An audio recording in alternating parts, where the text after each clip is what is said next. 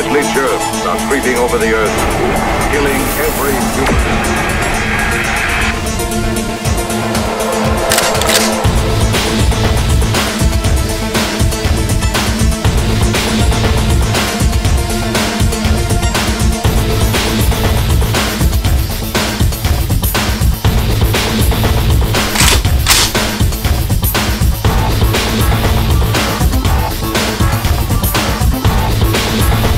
Hey guys, I'm Don Teague. I'm the owner here at Private Sector Arms. A little bit about myself. I'm from Olympia. Been here for many years. Was born actually in Lacey. Now I live in Mason County. Me and my wife really wanted to bring this type of business to this area, specifically because of the things that are happening in this day and age and in our communities. A lot of people, they don't feel safe even walking in downtown Olympia. That was one of the safest places you could ever go. A mix of all different types of people and religions and walks of life, and everybody wearing the craziest thing you could ever come up with. I was born in Lacey, but I spent most of my life living in the Philippines in the early 80s. I was there during the Marcos Revolution. My parents were missionaries, so we grew up doing medical missions in squatter villages, building churches, having Bible studies and Bible camps where my father would raise up other pastors of churches that were installed in small little villages in the jungle and whatnot.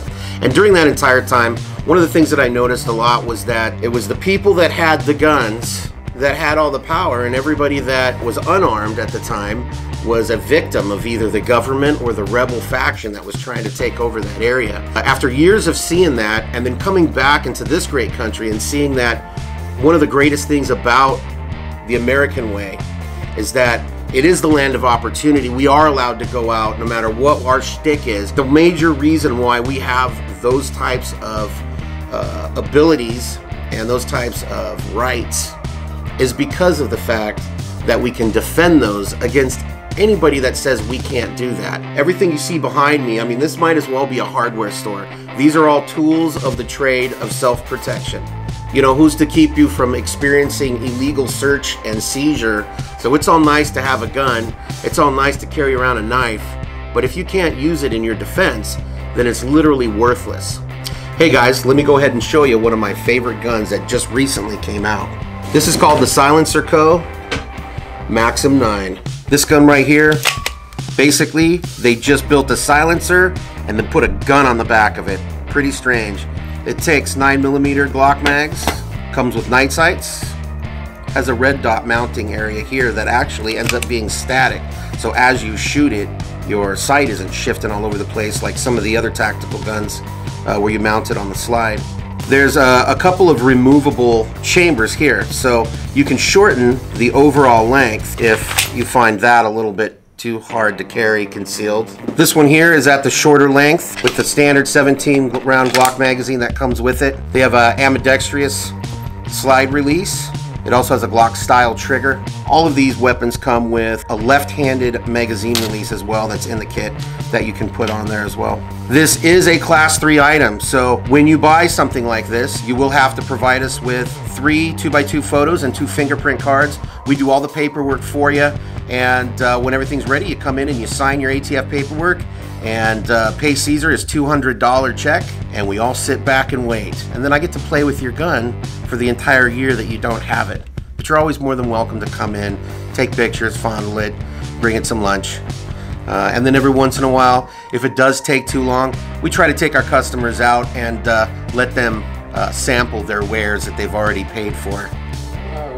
Well, why does it take a year? Because a silencer is an NFA item. So the National Firearms Act basically says that silencers aren't illegal.